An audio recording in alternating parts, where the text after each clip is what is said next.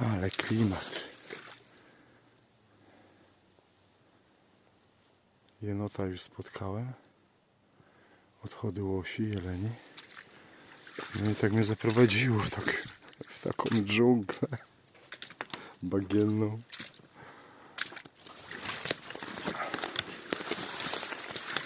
Ale klimat jest. No jest klimatycznie, naprawdę.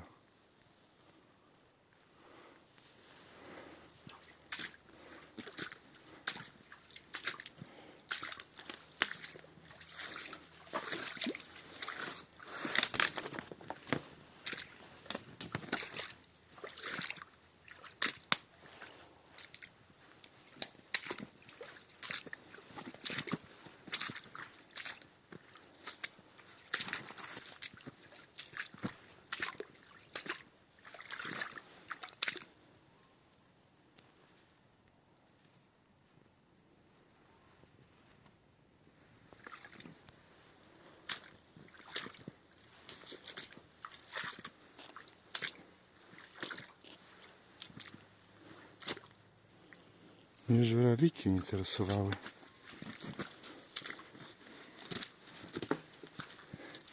Ale zaprowadziło mnie ciekawość do takiego miejsca.